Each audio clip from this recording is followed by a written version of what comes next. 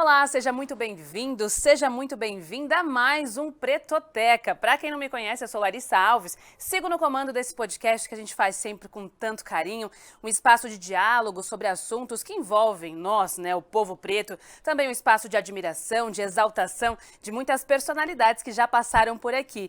E hoje, nada diferente. A gente tem uma pessoa muito maravilhosa, uma pessoa que eu admiro demais, sigo, acompanho nas redes sociais, ela que é influencer, ela que também é humorista, faz um humor na internet, aquele humor um pouco mais crítico, A gente vai falar muito sobre isso aqui e eu gosto também que ela fala muito sobre questões sociais, sobre racismo, sem muito rodeio. Ela fala logo, denuncia logo e é assim que a gente gosta. Então, sem mais delongas, já quero apresentar Lidiane Oliveira, mais conhecida como Lia Afrontosa. Lia, que prazer imenso ter você aqui no Pretoteca com a gente. Uma honra, viu? Seja bem-vinda. Obrigada, Lari. Uma honra participar. Fiquei muito lisonjeada com o convite e sou muito feliz de ter uma seguidora tão importante na comunicação. Ah, que maravilha, Lia. E você também, que é minha parceira, publicitária também, é da comunicação, então a gente está em casa aqui, né, Lia? Não é isso, sou publicitária de formação. Maravilha. Lia, eu queria já começar perguntando, antes de você ganhar aí a internet, você que está se desenvolvendo, está crescendo bastante já nesse ramo, você antes disso era Lia fora de internet, fora das redes sociais. Eu queria que você contasse um pouquinho pra gente quem é Lidiane Oliveira, aquela antes ali desse boom das redes sociais. Lidiane Oliveira é uma baiana, nascida na periferia de Salvador, no bairro de São Caetano. E eu digo que eu sou uma comunicadora de nascença, porque eu sempre nasci para comunicação, eu sempre tive uma facilidade para falar, para me comunicar. Então, assim, na escola eu era a líder de turma, eu era a líder da gincana, eu era sempre a escolhida para apresentar os trabalhos, na frente da turma, porque sempre fui muito desinibida e muito comunicativa. E aí me formei em publicidade e propaganda, me casei aos 20 anos, tenho duas filhas, 22 anos de casada, uma Uau! filha de 20 e uma de 14, e sempre fui uma ativista, uma curiosa, uma estudiosa das pautas sociais. Então, quando eu fiz faculdade, na verdade, o digital estava começando, estava engatinhando, a gente ainda não tinha essa coisa das redes sociais terem essa força, Eu acho que o Orkut estava ali começando a ganhar força aqui no Brasil. E quando migrou para o Facebook, eu abri minha empresa de assessoria de eventos, e fiquei trabalhando e usava o Facebook como ferramenta para vender a minha assessoria de evento. E depois, com o Instagram, os amigos e os familiares começaram a falar: por que você não cria uma página? Você sempre tem boas opiniões, você sempre tem algo para falar, você escreve bem. E aí surgiu a página, que vai fazer 5 anos agora em abril, que a princípio se chamava Humanas Coletivo. E aí uma jornalista baiana disse: irmã, esse nome não dialoga não comunica não, muda esse nome. E aí surgiu a Lia Afrontosa.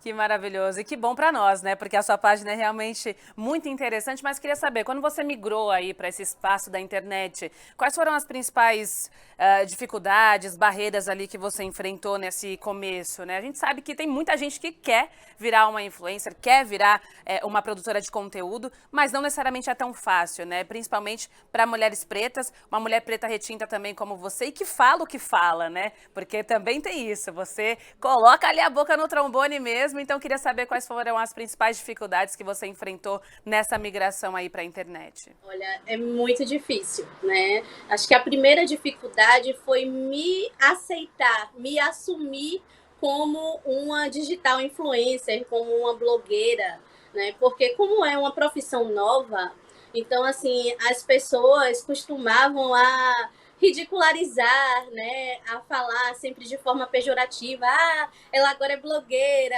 ela é digital influencer, justamente por não ser um lugar ocupado por pessoas como eu, né? Uma mulher preta, com mais de 35 anos, né? Na época, que eu já vou fazer 42 anos, então, assim, o digital ainda era um espaço para jovens, né? Uma mulher preta, china, gorda, né? Totalmente fora dos ditos padrões que a gente luta para romper o tempo inteiro. Então, assim, aceitar esse lugar, para mim, foi difícil. Mas depois que eu tomei posse, ficou mais fácil. E aí eu passei a me apresentar como digital influencer mesmo, porque, de fato, quando você é um formador de opinião, você influencia, né? As pessoas, elas costumam te ouvir, né? E seguir aquelas dicas, aqueles conselhos, aquelas falas, né? Então, assim, foi muito difícil para mim aceitar essa nomenclatura, né? Essa profissão. Depois foi difícil largar o meu emprego, né? O emprego formal para viver da internet.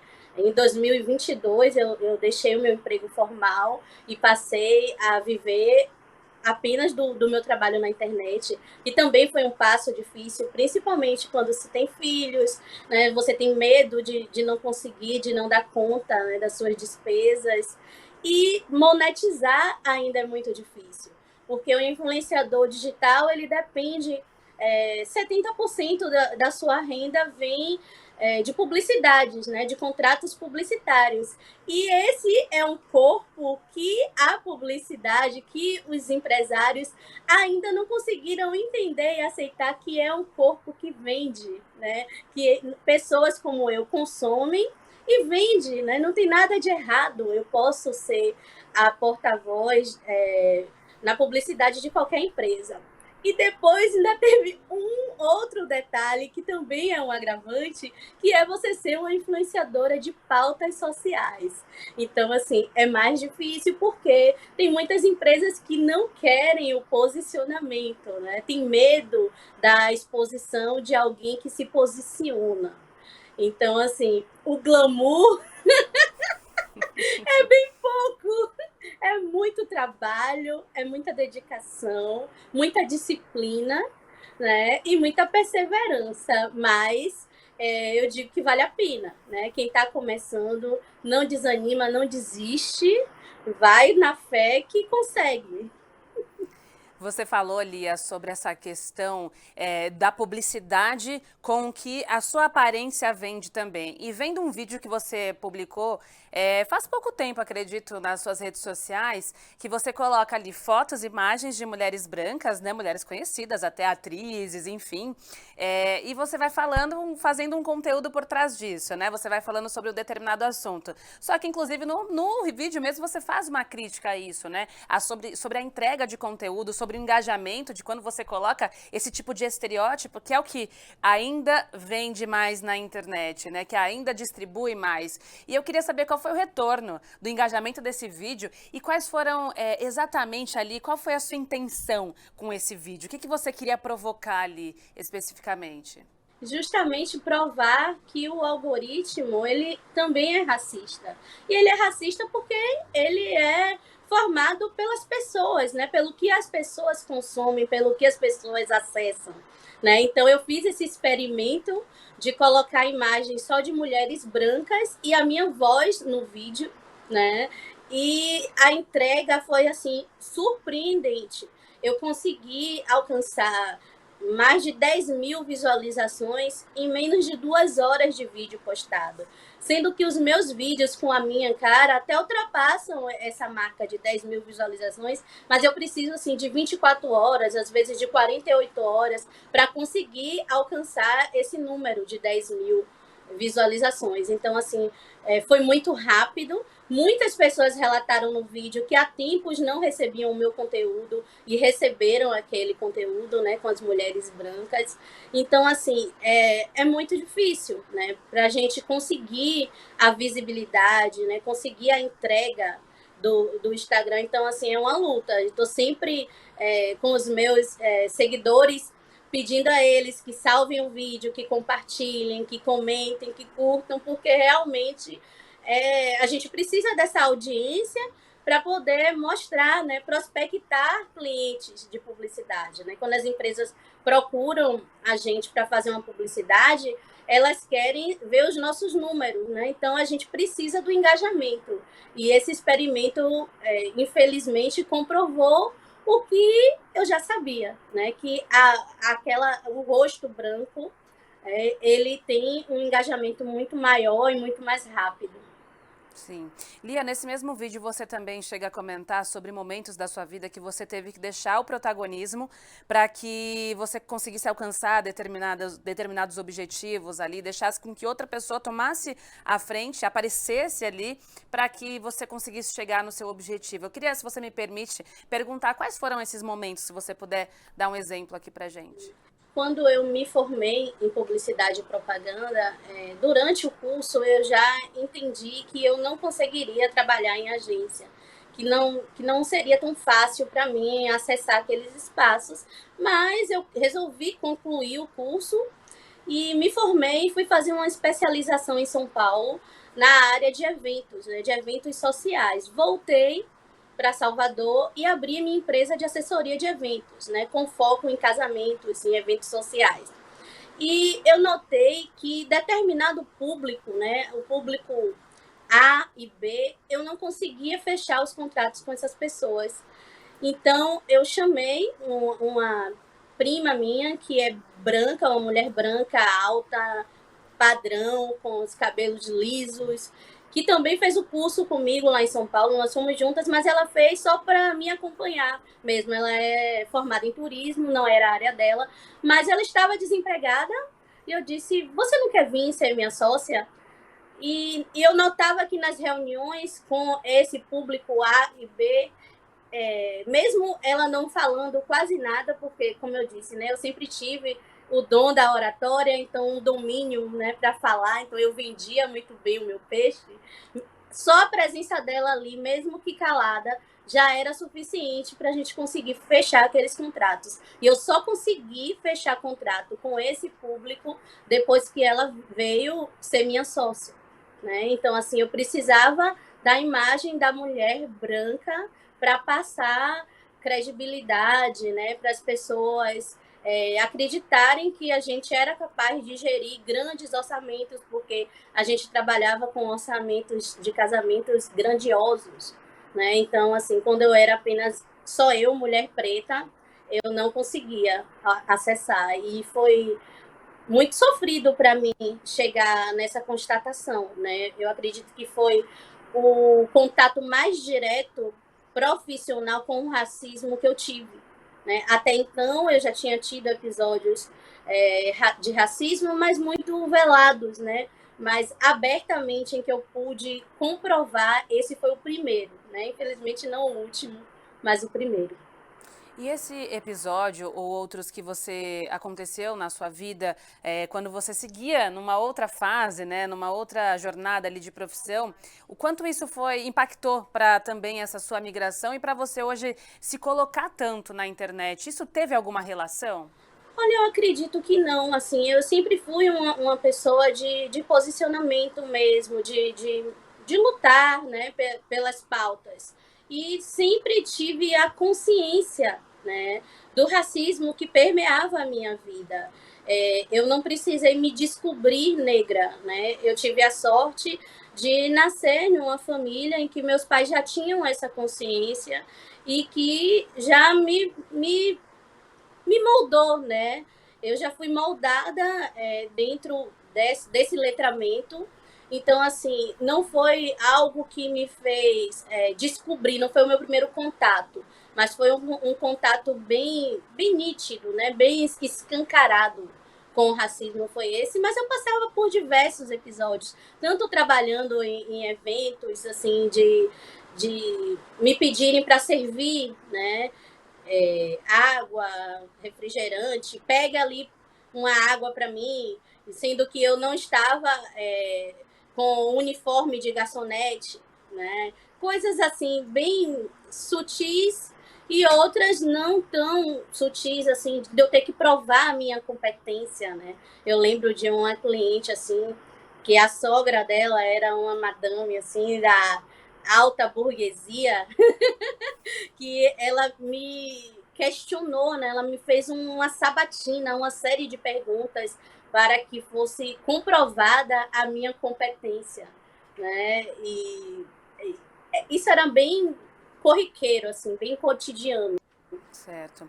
Lia, hoje você faz muitos vídeos também relacionados ao reality show Big Brother Brasil. A gente não pode deixar de comentar aqui que é um reality show que nos dá muitas pautas, realmente, muitas pautas diárias para a gente discutir fora do programa, né? E ali são pautas de tudo quanto é coisa, né? É racismo, é capacitismo, é machismo, tem tudo ali, né? Queria saber se você enxerga realmente esses reality shows, né? Uma ali um reflexo do que é a sociedade aqui fora, né? Como você enxerga ali o que está acontecendo dentro desses realities? Eu acho que é um laboratório importante, né? É importante. E eu sempre gosto de tirar os recortes e contextualizar com o que a gente vive aqui, né? E dá para fazer isso, né? Eu consigo linkar muito dos recortes que eu faço com as notícias do cotidiano ou até mesmo com as vivências, né, das pessoas aqui fora. Então, assim, não tem como negar que é um laboratório importante e é o que te dá audiência, né? Prospecta você para um número maior de pessoas devido à audiência do programa, né? Eu passei a acompanhar o Big Brother na pandemia, em 2020, quando teve a pandemia, que eu passei a trabalhar de home office. Foi a primeira vez que eu consegui assistir, e aí comecei a comentar e as pessoas começaram a gostar, né, dos comentários, começaram a interagir, começou a ver essa troca, e eu acho importante, né, quando a gente contextualiza, quando a gente pega os recortes do que acontece lá e traz para os exemplos da vida, né, e leva as pessoas a refletirem, né, leva a reflexão, a gente coloca a luz ali naquele problema, né, naquela questão, e eu acho que a reflexão, né, a discussão é o primeiro passo para a mudança, né? Se a gente não conversa, se a gente não fala, a gente não reflete, a gente não muda. Sim. E o legal dos seus vídeos também é que você fala mesmo, né? Aquela coisa, você fala, você cita o nome da pessoa, e se é pra falar que foi racista, vai falar que foi racista mesmo. E é aquele medo que muita gente tem, né? Porque o medo quem deveria ter, no final das contas, é o racista, não a pessoa que tá denunciando o racismo, né? Mas normalmente o caminho é inverso, mas não com você, né? Você já fala logo, fala quem fez, o que aconteceu e critica. Teve um desses que você até falou, olha, eu não vou nem manchar aqui o meu Instagram para falar de novo sobre tal entrevista. Eu queria saber, Lia, como é o retorno do público em relação a isso, né? Porque a gente sabe que não é só pessoas que gostam da gente que comentam naquilo que a gente posta, né? Como que é o retorno das pessoas? E mais uma pergunta dentro disso. Essas pessoas das quais você realmente ali, ó, fala mesmo, e é muito dura com os comentários innecessários, na minha opinião, mas essas pessoas, já rolou aquele processinho, aquela coisa assim, ó, tô de olho em você, no que você tá falando pra mim, já aconteceu coisa parecida? Olha, processo não, e eu sempre digo, não adianta vir me processar que eu não tenho dinheiro. Pessoas, elas acompanham o meu dia a dia nos stories, sabe? Que eu sou uma pessoa com uma vida muito simples, né? Então, assim, processo nunca teve, assim, eu sempre procuro fazer a crítica baseada nas ações das pessoas, né? Não uma crítica à pessoa em si, por si só, mas eu já fui bloqueada por famoso que eu fiz a crítica e já fui cancelada também, né? Eu lembro que teve um Big Brother do Arthur Aguiar, gente, que eu fiz um vídeo criticando o Arthur Aguiar e a torcida dele veio em cima de mim com muita força, mas assim, quando você coloca a sua cara no celular e começa a filmar, você tem que estar preparado, né? Eu procuro ter muita responsabilidade no que eu falo, né? No que eu escrevo, o meu texto é escrito por mim, então assim eu procuro ter muita ética, muita responsabilidade e não ter medo de me expor, não. Então assim, doa quem doer, o meu trabalho ele só existe, ele só cresce porque ele é pautado na verdade, né? É pautado em fatos, né? É pautado nas circunstâncias e não em verdades, né? Eu sempre procuro checar as notícias, né? Não fazer denúncia. Eu não sou o primeiro portal que as pessoas vão ver notificando nada. Muito pelo contrário, eu estou sempre aguardando, né, outros perfis de notícias, né, noticiarem, né, relatarem, para daí eu comentar. Então eu tenho esse cuidado e seguir a ética, né, a ética, mas não pode ter medo não. Esse nome de afrontosa, não dá para ter medo, é para afrontar mesmo, né? E se tá incomodando é porque tá dando certo. É verdade, se está incomodando, talvez a carapuça esteja servindo, não é mesmo, Lia? E você, como é que você lida com esses comentários negativos, né? Você disse que a torcida, por exemplo, do Arthur Aguiar vem em peso no seu Instagram quando você fez esse vídeo, né, falando sobre ele. E acredito que isso deve ter acontecido também outras vezes com outros participantes, acredito que também nessa temporada. E como você lida com esses comentários negativos a seu respeito? E qual o teor também deles? São muito agressivos? Não, eu não tenho muitos haters, não. Não posso me queixar muito, não. Eu tenho uma bolha, né? As pessoas que me seguem é porque normalmente partilham da mesma linha de pensamento. Uma hora ou outra que diverge um pouquinho, mas eu tiro muito de letra, sabe? Porque a opinião do outro é o que o outro pensa, não é o que eu sou, não me define, né? Então eu tenho isso muito tranquilo, muito bem estabelecido, muito bem resolvido dentro de mim. Porque eu não nasci na internet, né? Então, assim, quem vivenciou as escolas nos anos 80, nos anos 90, não vai ter medo de ser criticado, né? De sofrer ofensas, assim. Eu já sou calejada e a minha forma de reação é não reagindo. Eu não respondo, né? Se for um comentário racista, né? A justiça está aí, eu acredito que ela tem que ser acionada nesses casos, mas eu não é uma coisa assim que diz, ai, eu fiquei arrasada, eu me senti diminuída, eu fiquei triste, eu fiquei ofendida. Não. A opinião do outro é o que o outro pensa. E tem os dois lados. Assim como as pessoas me elogiam muito, eu ouço constantemente, você é maravilhosa, você é necessária, você é incrível. E eu digo, gente, isso é muito bom de se ouvir, mas eu não posso levar como verdade, né? Porque se eu acredito fielmente nesses elogios, eu me torno uma pessoa com o ego lá em cima. E aí eu não vou conseguir lavar meus pratos, eu não vou conseguir lavar meu banheiro. Muito bom.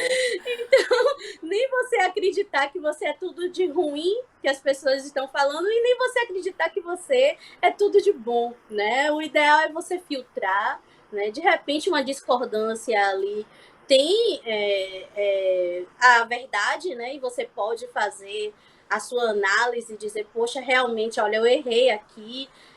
A comunicação é muito delicada e eu acredito que a forma como o outro te escuta, te interpreta é muito importante. Então, eu sou a digital influencer que responde a todos os comentários possíveis, que responde a todo mundo no direct, que eu digo, a rede social é para socializar, né? Não é um monólogo, eu não sou uma atriz, isso aqui não é um teatro, isso aqui é uma rede social, a gente tem que socializar, então as pessoas têm que falarem a opinião delas, né? E tem que debater, e eu tenho que aprender também e respeitar. Muito bem. Lia, uma outra questão. Você como digital influencer, como produtora de conteúdo nas redes sociais, queria que você analisasse um fato. Agora, esses dias, ganhou muita repercussão a questão do racismo estrutural, que magicamente virou respaldo aí para racistas se isentar de uma responsabilidade individual, colocando a culpa ali na história da sociedade como um todo. Impressionante como magicamente tudo isso se inverteu, né? Tudo isso foi uma interpretação totalmente equivocada do que é, de fato, racismo estrutural. E queria que você dissesse assim, como que você enxerga Esse jeito errado de analisar o racismo estrutural, de usar o termo racismo estrutural para coisas tão importantes, principalmente de pessoas que estão aí na mídia, né? É o medo do cancelamento? É o medo, não sei, é uma falta de letramento racial? O que de fato você acha que está por trás disso, Lia? Eu acredito que termos como racismo estrutural, lugar de fala, foi amplamente difundido e foi mal interpretado, né? As pessoas usam essas expressões sem um conhecimento mínimo, né? Sem um mínimo de conhecimento. E o racismo estrutural, ele de forma nenhuma pode ser usado para justificar o seu racismo. Que a gente vive em uma estrutura racista, isso é um fato. Mas você é um agente dentro dessa estrutura, né? Principalmente pessoas que têm acesso à escola, que têm acesso à internet, pessoas que viajaram o mundo, então não podem de forma nenhuma usar a estrutura racista como desculpa, né? E eu fico muito triste, né? Eu até comentei lá nas minhas redes sociais que o racismo ele é um crime que se resolve com pedido de desculpa, né? Se resolve com uma entrevista, com um vídeo publicado, quando a gente tem leis que amparam, né, esse crime. E essas pessoas têm que ser educadas dentro da lei, né? A educação é para as crianças e para os jovens, adultos têm que ser educados no rigor da lei. Né? Então, usar a expressão, o termo racismo estrutural para justificar o seu racismo, a sua falta de interesse, né, nas pautas raciais, porque o conhecimento está aí, né, de fácil acesso. Né? Antigamente não se falava sobre racismo. A gente vivia sobre a falsa ótica da democracia racial. Não se falava em racismo, mas há muito tempo que a gente está falando, né? Que o racismo está aí, que é evidente, que é diário, que é explícito e é crime. Né? Então, assim, usar esse termo para justificar é inaceitável. Né? E que bom que agora a gente tem letramento, que agora a gente tem estudo, que a gente tem pessoas, né, com bastante autoridade, bem gabaritadas para falar e para dizer na cara dessas pessoas, né, que elas estão erradas, né, que elas são criminosas, que elas são racistas, dá nomes. Né? Então, assim, existe um retrocesso, mas também um avanço. Mas assim, Lia, ainda nessa questão, você acha que o medo do cancelamento de muitas pessoas, porque isso está muito explícito na internet, né? Hoje a gente tá todo mundo muito exposto, né? E acredito que eu queria saber qual a sua opinião sobre se o medo do cancelamento impede de que a pessoa ela realmente assuma uma responsabilidade e aprenda de fato, né? Que vá realmente atrás de um letramento racial, ou enfim, de identificar dentro de si mesmo aquilo que está errado, aquilo que você faz de errado, que você coloca para fora sobre o outro, que está totalmente equivocado. Você acha que, de alguma forma, esse medo tão incessante do cancelamento impede com que as pessoas realmente mudem de fato e fiquem apenas só escondendo ali, tentando se justificar sobre o erro? Eu acredito que não seja nem o medo do cancelamento, porque até o cancelamento no Brasil tem, né? Pessoas brancas, pessoas ricas, elas não sofrem cancelamento. É algo muito pontual e muito rápido, né? Esquecido de uma forma muito rápida. Né? Eu acredito que as pessoas têm medo de serem chamadas de racista, né? Desse nome, de dizer você é racista, de ouvir você é racista. Isso causa um medo nas pessoas, mas de serem canceladas não, porque elas não perdem dinheiro, elas não perdem espaço, elas não perdem visibilidade, mesmo quando cometem racismo, muito pelo contrário. Né? Existem pessoas que cometeram racismo e que progrediram muito, prosperaram muito depois dessa situação. Né? A gente tem vários casos que ganham muitos seguidores, depois que repercute na mídia, na internet. Né? Então, eu acho que elas não têm medo do cancelamento, porque o cancelamento é algo que não ocorre com quem é privilegiado. né? E não investem no conhecimento realmente porque não tem interesse, né? A maioria dessas pessoas só convivem com pessoas negras, né? Em lugar de servidão, né? São só funcionários, né? São só pessoas que servem a elas. Então, assim, elas não interessam em estudar, não se interessam em aprender.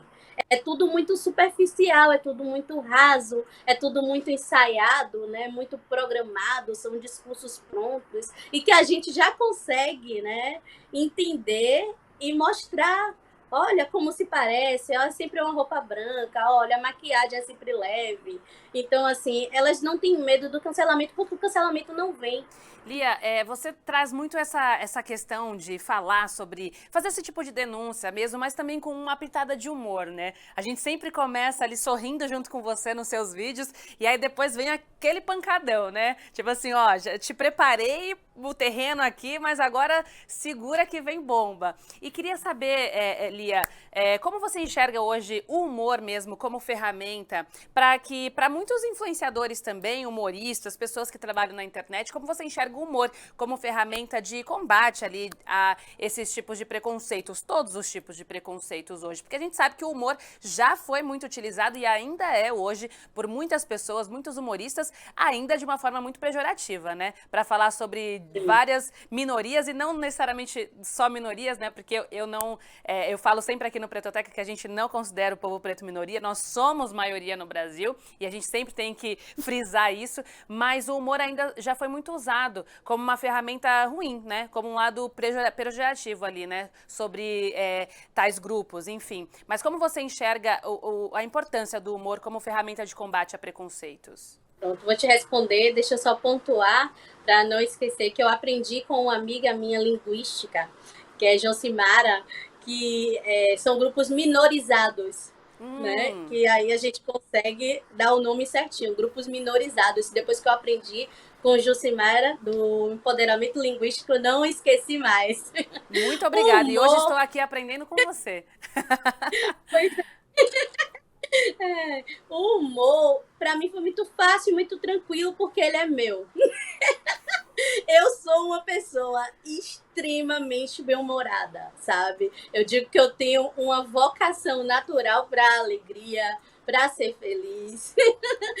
Mas eu nunca pude deixar de pontuar tudo de difícil, né? Que permeia a vida de uma pessoa como eu, né? Então, assim, mas eu sou uma pessoa bem-humorada, então eu digo, eu vou usar, eu vou falar das pautas que eu acho importantes, que me atravessam, que fazem parte de mim, mas usando a minha ferramenta, que é o humor, porque eu sou bem-humorada. Então, eu sempre procuro trazer leveza, eu sempre procuro trazer o humor, sempre que possível. Nem sempre é possível. Quando não é possível usar o humor, eu uso o sarcasmo, eu uso a ironia, né? Mas sempre que possível eu uso o humor, porque eu acho uma ferramenta de educação muito importante, né? A gente sorri, mas a gente também pensa, a gente reflete e a gente aprende. O humor é uma ferramenta importante de educação, de transformação e assim me faz viver, né? Me faz existir ao invés de só resistir, porque são pautas muito difíceis. Imagina se eu tivesse que falar só da forma mais séria, da forma mais dura, né? Ia me maltratar muito. Então, assim, eu tirei de mim, né? O humor vem de mim e deu muito certo. Maravilha. Deu muito Elia, certo. Lia, você tem outros projetos, lugares que você ainda quer alcançar? Você como agora influenciadora também, você que já trabalhou também em outras áreas, você ainda tem outros objetivos? Talvez dentro da internet também, mas algumas outras. Onde a gente pode ver Lia ainda mais, né, daqui para frente?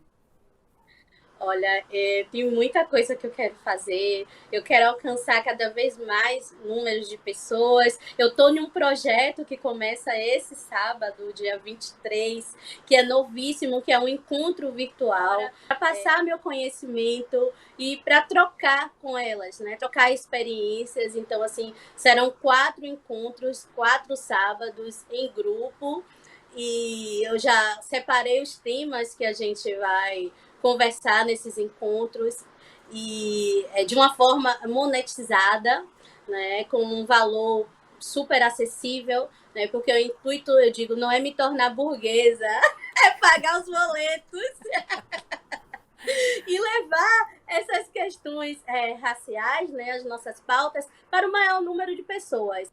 Eu não sou intelectual, né, a minha linguagem é essa, que é uma linguagem que, independente do grau de escolaridade,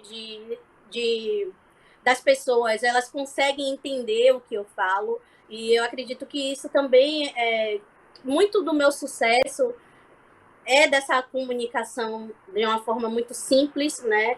De uma forma muito tranquila.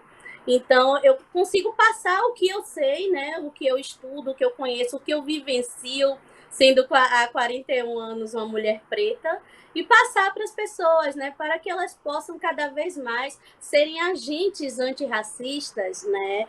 Eficientes. Né? Isso é muito importante. Que as pessoas levem esse conhecimento para sua família, para os seus colegas de trabalho, para os seus filhos, para os seus chefes, né? Que eu acredito que só vai haver uma mudança concreta quando o conhecimento ele for acessível ao maior número de pessoas possíveis. Então, assim, esse é um dos projetos, mas assim, super aberta. Quem quiser chamar a Lia, estou super aberta a novos projetos, mas sempre assim, voltado na internet mesmo, né? Para poder alcançar o maior número de pessoas mesmo. Maravilha. Lia, a gente tem papo para falar aqui o resto do dia, mas infelizmente a gente já está no fim do nosso podcast. Queria te agradecer demais por esse papo, por essa conversa, desejar para você aí todo o sucesso do mundo na sua jornada na internet, que a gente ainda possa ver a sua carinha estampada falando sobre todos os assuntos pertinentes, necessários que a gente precisa ouvir, e sempre com esse humor, com essa risada, com esse oi, gente, no começo, que é sempre muito contagiante também.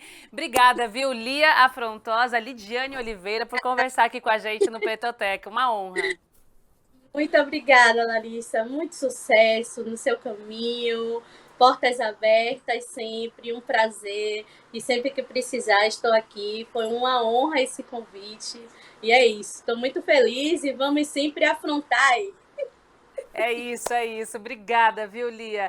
E esse foi mais um episódio do Pretoteca aqui para você, que já acompanha a gente há muito tempo. Tem episódios também passados que você pode acompanhar lá no nosso canal do YouTube e também no nosso Spotify. Fique ligado que semana que vem tem mais episódio aqui, logo depois do Programa da Coisa, às 7h30 da noite. Vai ao ar, então, no nosso canal do YouTube. Fique ligado por lá que eu volto com mais assuntos pertinentes, mais assuntos muito gostosos que a gente sempre prepara com muito carinho aqui no Pretoteca. Um beijão e até o próximo episódio.